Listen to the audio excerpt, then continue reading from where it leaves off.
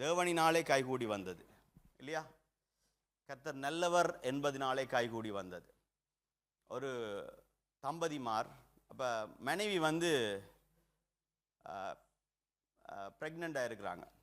அப்போ கணவன் வேலைக்கு போய் கொண்டிருக்கும் பொழுது ஒரு கோல் வருகின்றது, உங்களுடைய மனைவிக்கு பிரசவ வலி வந்துட்டுது, மனைவி ஹாஸ்பிட்டலில் இருக்கிறா, நீங்கள் உடனே ஹாஸ்பிட்டலுக்கு ஓடுங்கன்னு சொல்லி. இப்போ புருஷன் ஹாஸ்பிட்டலுக்கு போகிறாரு. போகிற வழியில் அவருடைய இருதயத்தில் என்ன ஓடிக்கொண்டிருக்கும்? தொட்டில் வேணும், நப்பி வேண்டணும், கமிட்மெண்ட் கூட போகுது, காசு தேவை,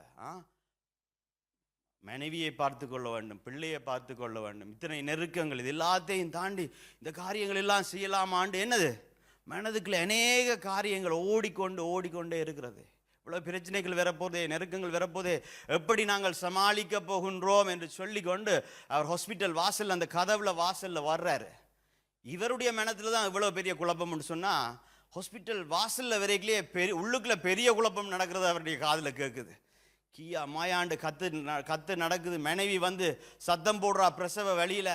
இவர் துறந்து கொண்டு உள்ளுக்குள்ள போறாரு. மனைவி இறுக்கி கையை பிடிச்சு நசுக்கி அழுது, மனைவியோட கண்கள் எல்லாம் வீங்கி அழுது, பிரசவ வழி தாங்கலாமல் அங்கே ஒரு பெரிய ஒரு சத்தம் கேட்குது இல்லையா? பிரசவம் நடக்கின்ற இடத்துக்குள்ளே சென்றவர்களுக்கு இது தெரியும். அது ஒரு கலேபரம். அது என்ன நடக்குது என்றே தெரியாம இவருக்கு மனதுக்குள்ளே குழப்பம், இப்ப சூழல்லையும் குழப்பம், என்ன நடக்குது என்று தெரியாமல் இருக்கும் பொழுது அங்கே ஒரு அழுகை சத்தம் கேட்கின்றது. அப்படியே டாக்டர் எடுத்து அந்த குழந்தையை இவருடைய கையில கொடுக்குறாரு. அந்த அழுகை சத்தம் கேட்கும் பொழுதே இவருடைய மனதில் இருக்கிற குழப்பங்கள் கொஞ்சம் கொஞ்சமா தனியுது. அவர் யோசிக்கிறார், என்னுடைய திருமணம் நடக்குமா நடக்காதா என்று நான் இருந்தேன், ஆனால் ஆண்டவர் அதை செய்து முடித்தார். திருமண ஆரம்பத்தில் எத்தனையோ பிரச்சனைகள் வந்தது. அந்த பிரச்சனைகள் ஒவ்வொன்றிலையும் ஆண்டவருடைய கிருபையும் இரக்கமும் இருந்தது. எத்தனையோ தேவைகள் வந்தது. அந்த தேவைகள் சந்திக்கப்படுமா, இந்த குறைவுகள் நிறைவாகுமா என்று நாங்கள் எண்ணியிருந்தோம். ஆனால் ஆண்டவர் ஒவ்வொரு காரியத்திலையும் அவர் நின்றார். இந்த குழந்தை கூட வயிற்றில் இருக்கும்போது எத்தனையோ நெகட்டிவான ரிப்போர்ட் வந்தது. ஆனால் இன்றைய நாள் அந்த குழந்தையினுடைய சத்தத்தை கேட்க செய்தார் ஆண்டவர் என்று சொல்லி அவருடைய குழப்பங்கள் கொஞ்சம் கொஞ்சமா இதென்று அவருடைய கரத்திலே அந்த பிள்ளை கொடுக்கப்படுகின்றார். இந்த பிள்ளை கொடுக்கப்பட்ட உடனே அந்த பிள்ளையை கொண்டு போய் தாயிட்ட கொடுக்குறார். இவ்வளவு கத்தி கும்மாளமிட்டு கண்கள் சிவந்து கண்ணீர் வடித்து கொண்டிருந்த அந்த தாய் அந்த கையில குழந்தைய பெற்றோன அந்த சின்ன மூக்கு, அந்த சின்ன கண்ணு, அதை பார்த்த உடனே அந்த தாய் சொன்னாள், தேவனினாலே கைகூடி வந்தது என்று சொல்லி. அப்ப தகப்பன் சொன்னார், தேவனினாலே இனி வருகிற நாட்களும் கைகூடி வரும் என்று சொல்லி. பாருங்க, இன்றைய நாளில் நாங்களும் ஒரு பிரசவ வலிக்குள்ளே சென்று ஆண்டவர் ஒரு காரியத்தை எங்களுக்கு தந்திருக்கின்றார். எத்தனை போராட்டங்கள் இந்த சபையில் இந்த ஆரம்ப நாளிலிருந்து அற்பமான ஆரம்பத்தை தந்தாலும் ஒவ்வொரு காலத்திலும், ஒவ்வொரு நேரத்திலும், ஒவ்வொரு போராட்டத்திலும், ஒவ்வொரு இடுக்கிலையும் தேவன் துணை நின்றார். இது நடக்குமா நடக்காதா என்ற சந்தேகங்கள் எங்களுக்கு வந்தது, குழப்பங்கள் வந்தது. ஆனால் தேவனுடைய கரம் செய்து முடித்தது. அவருடைய கரத்தின் செயலின் முடிவு எப்பொழுதும் நன்மையாக இருக்கும். அந்த குழந்தை அந்த கைகளிலே சிரித்து தவழும் பொழுது அந்த வருகிற ஒரு சந்தோஷம் இருக்கிறதே, அந்த சந்தோஷம் தான் இன்றைய நாளில் எங்களுடைய வாழ்க்கையிலேயும் வந்திருக்கின்றது.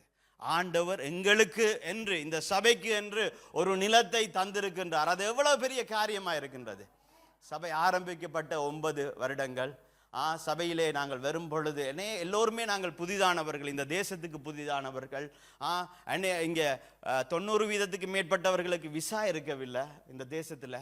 இது எல்லாவற்றையும் கர்த்தர் உடைத்து உடைத்து உடைத்து எல்லாவற்றையும் குறைவுகள் எல்லாம் நிறைவாக்கி இன்றைய நாளில் ஒரு குழந்தையை எங்களுடைய கரத்திலே தந்திருக்கின்றார். இதை பெறுவதற்கு நாங்கள் கஷ்டப்பட்டாலும் இது தேவனினாலே உண்டான காரியம், இது தேவனினாலே கைகூடி வந்த காரியம்.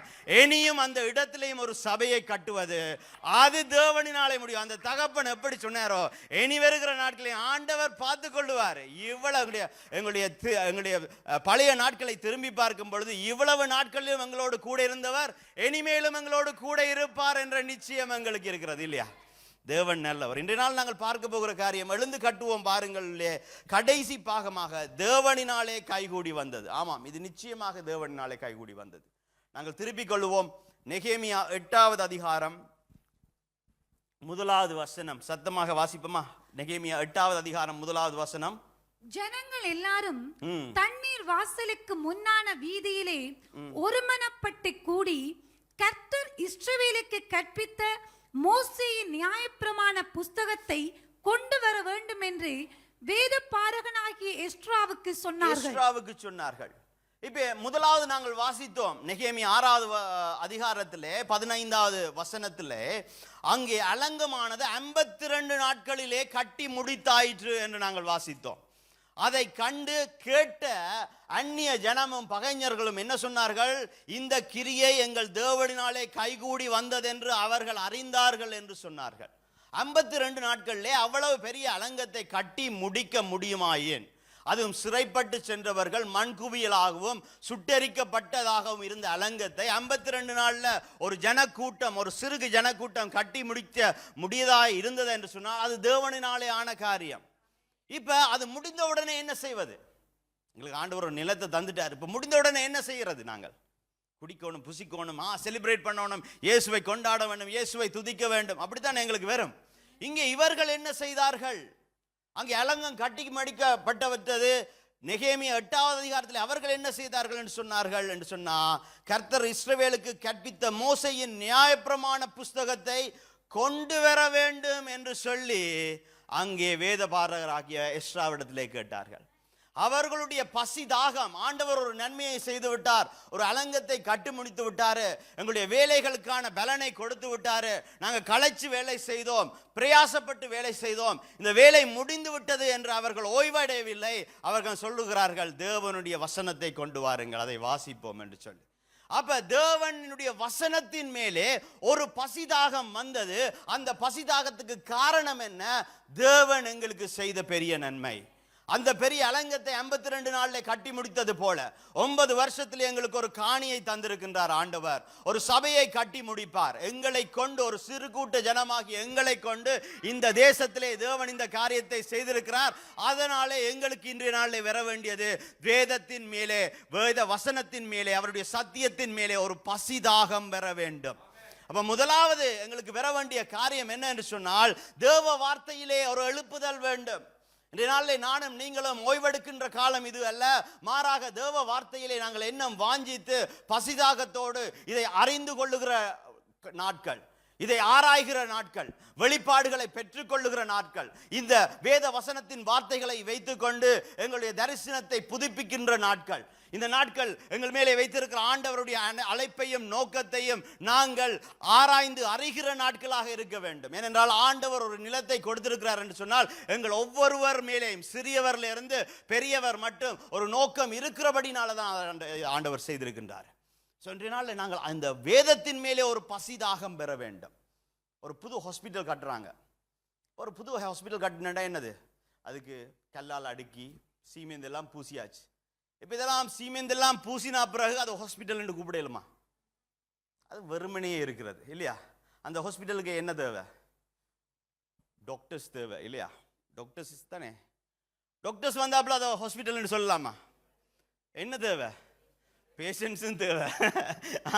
பேஷண்ட்ஸ் வந்தா அப்புறம் டாக்டர்ஸும் பேஷண்ட்ஸும் இருந்தால் காணுமா ஒரு ஹாஸ்பிட்டல்ல? என்ன தேவை? மருந்து, ட்ரீட்மெண்ட்டுக்கு மருந்து தேவை. இந்த உலகம் பாவம் என்கின்ற நோயினாலே அழிந்து கொண்டிருக்கின்றது. அதற்கு இந்த வேத வசனம் என்கின்ற மருந்து தேவை. இந்த மருந்தை கொடுப்பதற்கான டாக்டர்ஸாக, மருத்துவர்களாக ஆண்டவர் எங்களை அழைத்திருக்கின்றார். அப்ப சபைக்கு ஒரு கட்டிடம் அல்ல சபை. அந்த சபை கட்டிடத்தில் என்ன இருக்க வேண்டும்? தேவனுடைய வசனம் இருக்க வேண்டும். மருந்து, பாவத்தின் மருந்து, எங்களுக்கு விடுதலை தருகிற மருந்து, எங்களை ரட்சிக்கின்ற மருந்து, எங்களுக்கு சமாதானத்தை கொடுக்கின்ற, சந்தோஷத்தை கொடுக்கின்ற, எங்களுடைய இருளான சூழ்நிலைகளிலிருந்து வெளிச்சத்துக்கு கொண்டு வருகிற இந்த மருந்து எங்களுக்கு தேவை. அதனால தான் அவர்கள் பசிதாகத்தோடு அவர்கள் அலங்கத்தை கட்டி முடித்த உடனே சொல்லுகிறார்கள், அந்த நியாயப்பிரமாண புஸ்தகத்தை கொண்டு வாருங்கள் என்று சொல்லி. அவர்கள் சாதாரணமாக இல்லை, அங்கே வந்து காலையிலிருந்து மதியம் மட்டும் அந்த நியாயப்பிரமாண புஸ்தகத்தை அங்கே வாசித்தார்களாம். அவர்கள் வாசிக்கும் பொழுது, அங்கே எஸ்றா வாசிக்கும் பொழுது இவர்கள் கவனமாக செவி கொடுத்து கொண்டிருந்தார்களாம். எப்போ இருந்தப்ப? காலையிலிருந்து மாலைண்டா எத்தனை மணித்தியாலம்? ஒரு 5 மணித்தியாலம், 6 மணித்தியாலம் இருக்குமா? நமக்கு 1 மணித்தியாலம்ண்டாலே எங்களுக்கு இப்போ தான் தண்ணி குடிக்கணும் மாதிரி இருக்கும், இப்போ தான் டாய்லெட்டுக்கு போகணும் மாதிரி இருக்கும், எப்ப இந்த புல்பிட்ல ஒரு பாஸ்டர் வேதத்தை திறக்கிறாரோ அப்பதான் நமக்கு எங்கேயாவது போகணும் மாதிரி இருக்கும். இவர்கள் எவ்வளவு பசிதாகம் பாருங்க வார்த்தையின் மேல.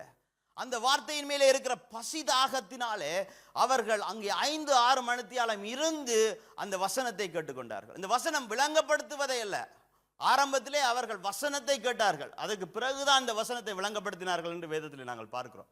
நீங்க நெகேமியா 8வது அதிகாரத்தை வீட்டை போய் வாசிங்கன்னு சொன்னா, அப்ப இந்த வசனம் ஒருவர் 8 மணித்தியாலமாக 6 மணித்தியாலமாக 5 மணித்தியாலமாக வாசித்து கொண்டிருக்கிறார்டா, அதை உற்று செவி கொடுத்து கேட்டு கொண்டிருக்கிறார்கள், எவ்வளவு பசி அவர்கள் மேலே இருந்திருக்கும், எவ்வளவு தாகம் இருந்திருக்க வேண்டும். இதனால எங்களுக்கும் அந்த பசி தாகம் தேவை. ஏனென்றால் எங்களுடைய கால்களுக்கு தீபம் இந்த வேதம் என்கின்ற வெளிச்சம், எங்களுடைய பாதைக்கு வெளிச்சம் எது? இந்த வேதம் தான். இந்த வேதம் எரேமியால சொல்லப்படுகிறது, இது ஒரு அக்கினி என்று சொல்லி, இது கண்மலையை பிளக்கின்ற சம்மட்டி என்று சொல்லப்படுகிறது. இந்த அக்கினி எங்களுடைய இருதயத்திலே ஜுவாலையாக எரிந்து கொண்டிருக்க வேண்டியதாக இருக்கின்றது. இந்த வேதம் என்கின்ற சம்மட்டி எங்களுக்கு முன்பாக இருக்கிற தடைகளை, சத்ருவின் கட்டுக்களை, சத்ருவினுடைய அரண்களை உடைப்பதற்கான வல்லமை உள்ளதா இருக்கின்றது. எபிரேயர்ல சொல்லப்படுகிறது, இந்த வார்த்தையானது ஜீவனும் வல்லமையும் உள்ளதா இருக்கிறது, இரு பக்கமும் கருக்குள்ள பட்டயம் என்று சொல்லப்படுகிறது.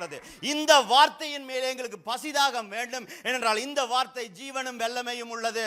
இந்த வார்த்தை தான் எங்களுடைய வாழ்க்கையில அடுத்த கட்டத்துக்கு எங்களை கொண்டு செல்ல போகின்றது. அப்ப அந்த பசிதாகம் அவர்கள் மேலே இருந்தது. 5-6 மணித்தியாலம் அவர்கள் சொல்ல இவர்கள் கேட்டுக்கொண்டிருந்தார்களா? யோசிச்சு பாருங்க, 5-6 மணித்தியாலம். நான் கேள்விப்பட்டிருக்கிறேன், இந்த ஐபோன் ஒவ்வொரு முறையும் ரிலீஸ் பண்ணும்பொழுது இந்த ஐபோன் ஆப்பிள் லைன்ல நிற்பாங்க. முதல் நாளே வந்து கேம்ப் அடிச்சு நிற்பாங்க. என்னது, ஒரு ஆப்பிள் போன் வேண்டதுக்காண்டி இப்படி கேம்ப் அடிச்சு ஆட்கள் நிற்கிறார்கள் என்று சொன்னா, இந்த ஜீவனுள்ள, இந்த வல்லமை உள்ள கண்மலைகளை சம்மட்டி போல பேர்த்தெடுக்கின்ற தேவ வசனத்தை கேட்பதற்கு நாங்கள் காத்திருக்கணுமா இல்லையா? இதன் மேலே ஒரு பசிதாகம் வர வேண்டுமா இல்லையா? எங்களுக்கு, எங்களுடைய சந்ததிகளுக்கு ஜீவனை கொடுக்கிற இந்த வேத வசனத்தை நாங்கள் ஒரு பசிதாகத்தோடு பெற்றுக்கொள்ள வேண்டாமா? நாளும் எங்களுடைய வேலை முடிந்து போகவில்லை. ஒரு நல்ல காரியத்தை, ஒரு நல்ல வேலையை, ஒரு பெரிய வேலையை எங்களுடைய வாழ்க்கையிலே ஆண்டவர் ஆரம்பித்திருக்கின்றார். ஆனால் இந்த ஆரம்பத்தினுடைய அடுத்த கட்டமாக இந்த வார்த்தையினுடைய பசிதாகத்திலே, இந்த வார்த்தையிலே நாங்கள் தேறினவர்களாக, இந்த வார்த்தையிலே வளர்ந்தவர்களாக நாங்கள் அடுத்த கட்டத்துக்கு செல்ல வேண்டியவர்களாக இருக்கின்றோம். நாங்கள் எரேமியா 8வது அதிகாரத்தில் 8வது வசனத்தை நாங்கள் வாசிப்போம்.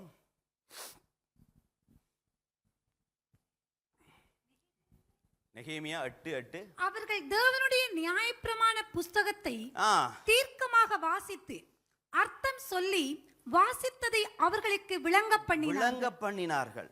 3வது வசனத்தை நீங்க வீட்டை போய் வாசிங்கன்னு சொன்னா, காலமே தொடங்கி மதியானம் மட்டும் புருஷரும் ஸ்திரீகளும் கேட்டு அறியத்தக்க மற்றவர்களுக்கு முன்பாக அதை வாசித்தான். சகல ஜனங்களும் நியாயப்பிரமாண புஸ்தகத்தை கவனமாய் செவி கொடுத்தார்கள். இப்ப அடுத்ததாக என்ன நடக்குது? இங்கே வாசிக்கப்பட்ட இந்த வார்த்தைக்கு விளக்கம் கொடுக்கப்படுகிறது. பாருங்க, எவ்வளவு பசியாக இருந்திருக்கின்றார்கள். இயேசு கிறிஸ்து அங்கே அநேகருக்கு வந்து அங்கே பிரசங்கம் பண்ணும் பொழுது நாங்கள் பார்க்கின்றோம், அநேகர் சாப்பாட்டை மறந்து அந்த இடத்துல இருந்தார்கள் என்று சொல்லி. அதெல்லாம் அந்த கூட்டம் முடிந்தவுடனே ஆண்டவர் என்ன சொல்கிறாரு? ஒருவருமே சாப்பிடல, சாப்பிட்றதுக்கு என்ன இருக்குன்னு கேட்கிறார். ஏனென்றால் எங்களுடைய சரீரத்தின் உணவை மறந்து இந்த ஆவிக்குரிய உணவாகிய இந்த வார்த்தையின் மேலே ஒரு வாஞ்சி எங்களுக்கு வர வேண்டும். அப்படி வருமா எங்களுக்கு? ஒரு 7 நாள் தானே உபவாசம். அந்த 7 நாள் உபவாசத்திலேயே ஒரு வாஞ்சி எங்களுக்கு வருது இல்லையே. பாருங்க, இந்த வேதத்தின் மேலே ஒரு வாஞ்சை வர வேண்டும். ஒரு காணி என்பது, ஒரு சபை கட்டிடம் என்பது கருவி. ஆனால் அந்த கட்டிடத்திலே நாங்கள் செல்லுவதற்கு இந்த தேவ வார்த்தை தேவை, இந்த பட்டயம் தேவை. இந்த உலகத்திலே, இந்த தேசத்திலே ஆவிக்குரிய யுத்தம் செய்வதற்கு இருபக்கமும் கருக்குள்ள பட்டயமாகிய இந்த தேவனுடைய வார்த்தை எங்களுடைய கரத்தில் இருக்க வேண்டியதாக இருக்கின்றது. ஆமோஸ் 8வது அதிகாரத்தில் 11வது வசனத்தை நாங்கள் வாசிப்போம். இதோ நான் தேசத்தின் மேல் பஞ்சத்தை அனுப்பும் நாட்கள் வரும். ஆகார குறைவினால் உண்டாகிய பஞ்சம் அல்ல, ஜல குறைவினால் உண்டாகிய தாகமும் அல்ல, கர்த்தருடைய வசனம் கேட்க கிடையாத பஞ்சத்தை அனுப்புவேன் என்று கர்த்தராகிய ஆண்டவர் சொல்லுகிறார். பாருங்க, பஞ்சத்துல எது மோசமான பஞ்சம்? நான் சிறு வயதில் வளரும் பொழுது நான் பார்த்துருக்கின்றேன். அந்த எத்தியோப்பியாவில் பஞ்சம் வந்த பொழுது அங்கே சிறு பிள்ளைகள் வந்து அந்த பஞ்சத்தினாலே அழிவதை அவர்கள் அந்த டிவில எல்லாம் போட்டு பார்த்தாங்க. பஞ்சம் என்பது ஒரு கொடுமையான விஷயம் இல்லையா? பசி என்பது ஒரு கொடுமையான விஷயம். சாப்பிடாமல் இருப்பது என்பது கொடுமையான விஷயம் இல்லையா? இந்த நாளில் அப்படிப்பட்ட ஒரு கொடுமைகளை நாங்கள் செல்லவில்லை. ஆனாலும் கூட ஒரு பஞ்சம், ஒரு சாப்பாட்டு பஞ்சத்தை விட எது கொடுமையான விஷயம் என்று சொன்னால் வசன பஞ்சம் கொடுமையானதாக இருக்கின்றது. யோசிச்சு பாருங்க, ஜீவனை தருகின்ற, எங்களுக்கு வல்லமையை தருகின்ற, எங்களுக்கு ரட்சிப்பை தருகின்ற, எங்களுடைய பாவங்களிலிருந்து மன்னிப்பை தருகின்ற, எங்களுக்கு மோட்சத்துக்கு கொண்டு போகின்ற இந்த வசனத்துக்கு பஞ்சம் ஏற்பட்டதாயின் எவ்வளவு பெரிய மோசமான விஷயம் என்று சொல்லி பாருங்க. எவ்வளவு நாங்கள் எல்லோருமே பாவம் செய்து தேவ மகிமையற்றவர்களாக இருக்கிறோம் என்று வேதம் சொல்லுகிறது. அப்ப பாவத்தில் எத்தனை ஜனங்கள் அழிந்து கொண்டிருக்கிறார்கள். அதற்கு மருந்து இல்லாவிட்டால், மருந்தாகி இந்த வேதம் இல்லாவிட்டால் எவ்வளவு மோசமான காரியம். அப்ப பஞ்சத்திலேயே எது அதிக பஞ்சம் என்று நாங்கள் பார்த்தோம் என்று சொன்னால் அது வேத வசனத்தின் பஞ்சம் தான். அதைத்தான் நீங்க ஆமோஸ் சொல்லுகின்றார். இந்த செல்போனை நாங்கள் கொண்டு போகும்பொழுது சில வேளை லோ சிக்னல் விழும் இல்லையா? இந்த லோ சிக்னல் விழுந்தா என்ன நடக்கும்? அதில் பார் வந்து குறைவாக இருந்தேன்னா என்ன நடக்கும்? வெப் ப்ரௌசிங் பண்ண முடியாது, ஃபேஸ்புக்கில் யார் நம்மளோட ஃபோட்டோவை லைக் பண்ணு பார்க்க முடியாது, யூடியூப்பில் போய் அரட்டியை கேட்க முடியாது, சும்மா டிக்டாக்கை தட்டி விட முடியாது. எல்லாமே ஸ்லோவாக லோட் பண்ணும் இல்லையா? அப்போ வார்த்தை பஞ்சம் ஏற்படுனா எவ்வளவு கஷ்டமாக இருக்கும்.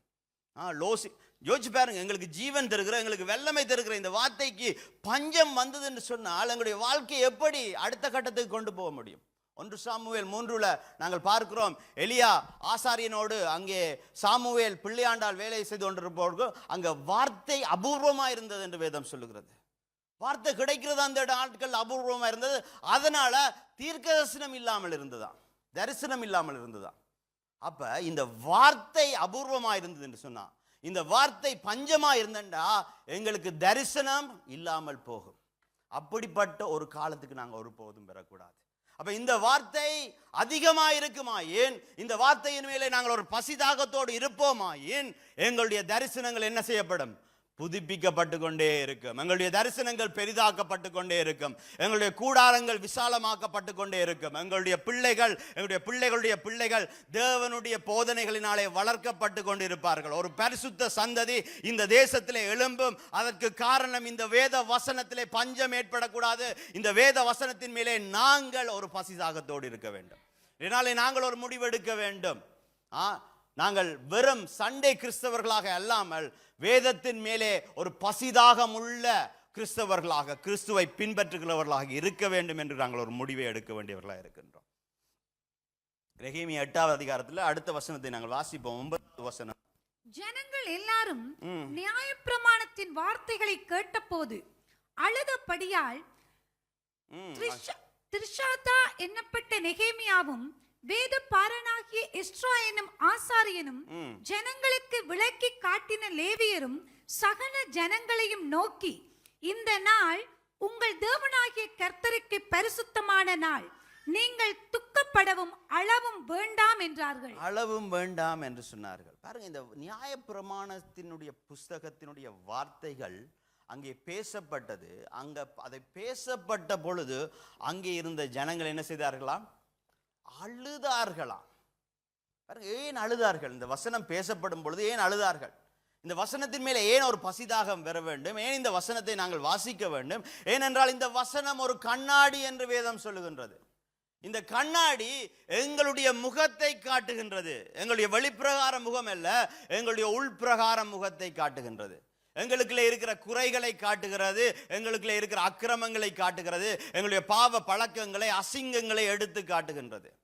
அந்த அசிங்கங்களை நாங்கள் பார்க்கும் பொழுது எப்படி ஏசாயா பரிசுத்த தேவனை கண்டு ஐயோ அதமானேன் அசுத்த உதடுள்ளவன் நான் என்று சொன்னது போல நாங்களும் அழத் தொடங்குவோம். ஏன்? எங்களுக்குள்ளே அவ்வளவு பிரச்சனைகள் இருக்கு, அவ்வளவு பாவங்கள் இருக்கு, அவ்வளவு அக்கிரமங்கள் இருக்கிறது.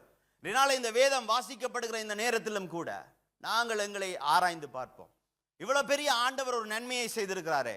இந்த தேசத்துக்கு அநாதைகளாக நாங்கள் வந்தோம், வெறுங்கையோடு வந்தோம். இந்த தேசத்திலே ஆண்டவர் எங்களை நிலைநிறுத்தி ஒரு நிலத்தை கொடுத்து அந்த நிலத்திலே எங்களுடைய சந்ததிகள் எப்பொழுதும் தேவனை ஸ்தோத்தரிக்கும்படிக்காக, ஒரு நினைவுக்காக, ஒரு ஆலயம் கட்டும்படிக்காக ஒரு பெரிய காரியத்தை செய்திருக்கிறாரே, அதற்கு நாங்கள் பாத்திரவான்களா?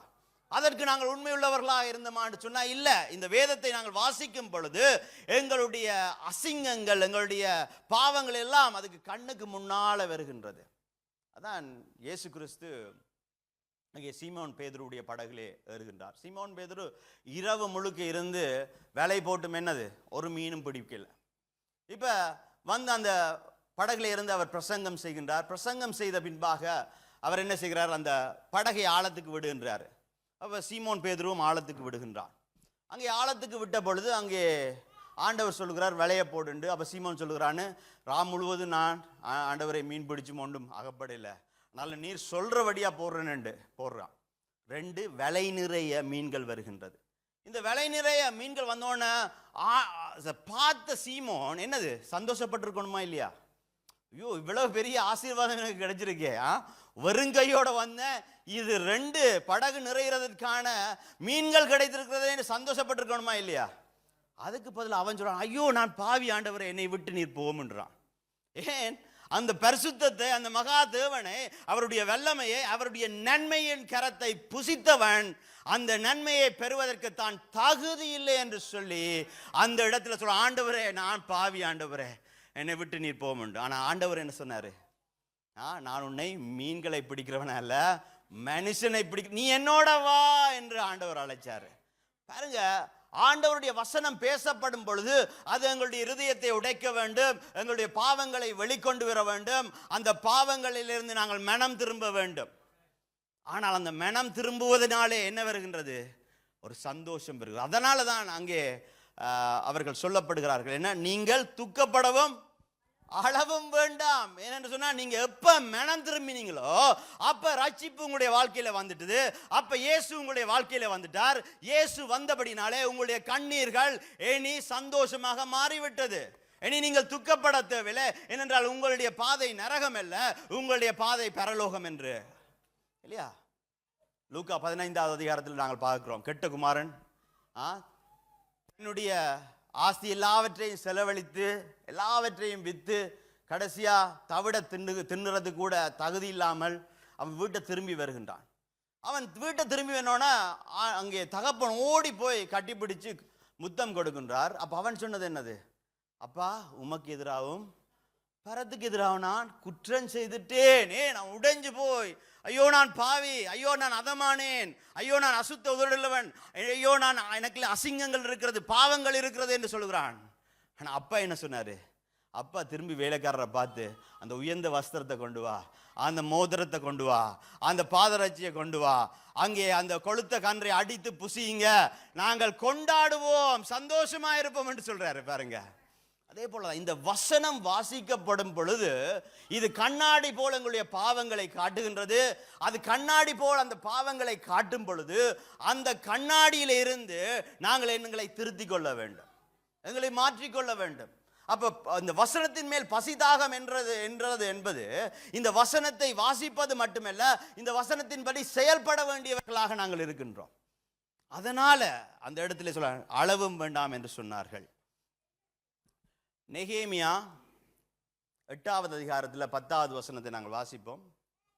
பின்னும் அவன் அவர்களை நோக்கி, நீங்கள் போய் கொழுமையானதை புசித்து மதுரமானதை குடித்து ஒன்றுமில்லாதவர்களுக்கு பங்குகளை அனுப்புங்கள். இந்த நாள் நம்முடைய ஆண்டவருக்கு பரிசுத்தமான நாள், விசாரப்பட வேண்டாம், கர்த்தருக்குள் மகிழ்ச்சியா இருப்பதே உங்களுடைய பலன் என்றார். கர்த்தருக்குள்ள அப்ப அள வேண்டாம் நீங்க.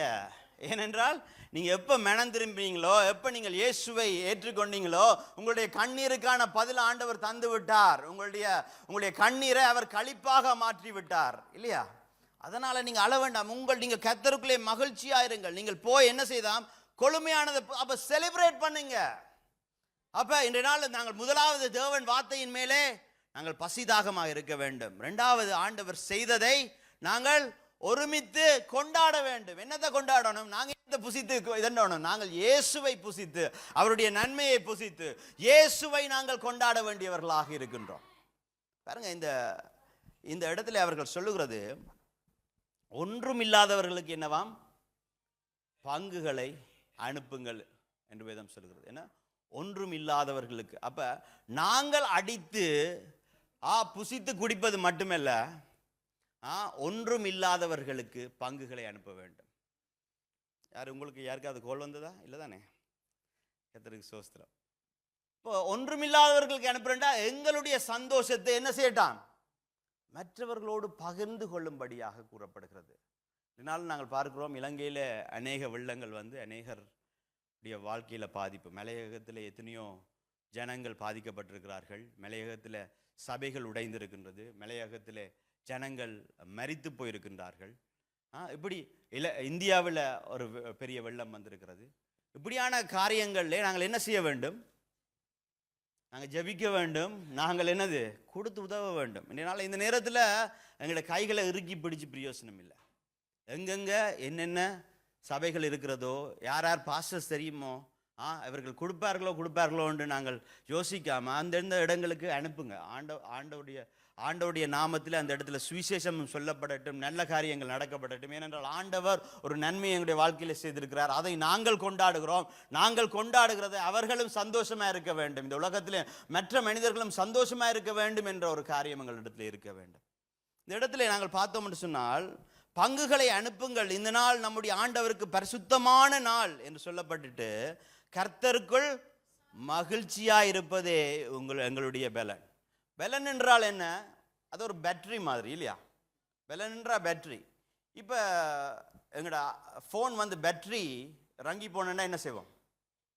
பவர் பேங்க் பாவிப்பீங்களா? பவர் பேங்க் எக்ஸ்ட்ரா வச்சுருப்போம். பவர் பேங்கை போட்டோம்னா அந்த பேட்டரி சார்ஜ் பண்ணும். ஆனால் இந்த பவர் பேங்கும் ரங்கி போகுமா? ரங்கி போகும் இல்லையா? ஆனால் கர்த்தருக்குள் மகிழ்ச்சியாக இருப்பது எங்களுடைய பலம் என்று சொல்லுகிறது. அது ஒரு பேட்டரி இல்லை, அது ஒரு பவர் பேங்க் இல்லை, அது வந்து ஒரு சோலார் பேனல் மாதிரி. சோலார் பேனல் எப்போ எல்லாம் சூரியனை பார்த்து கொண்டிருக்கிறதோ அப்போ எல்லாம் என்ன? பலன், பவர் வந்து கொண்டே இருக்கும். அதுக்கு வந்து ட்ரெயின், அதுக்கு வந்து முடிவு இல்லை, அது தீர்ந்து போகாது. அப்ப கர்த்தருக்குள்ளே மன மகிழ்ச்சியா இருப்பது என்பது எங்களுடைய சோலார் பேனலை, எங்களுடைய உணர்வு, மகிழ்ச்சி என்ற உணர்வை தேவன் மேலே நாங்கள் வைத்திருக்கும் பொழுது எப்பவுமே நாங்கள் ரீசார்ஜ் பண்ணப்பட்டு கொண்டே இருப்போம். எங்களுக்கு தீர்ந்து போகாது. அதுதான் அங்கே சொல்லப்படுகிறது. கர்த்தருக்குள்ளே மன மகிழ்ச்சியா இருப்பதே எங்களுடைய பலன் என்று அந்த இடத்திலே சொல்லப்படுகின்றது.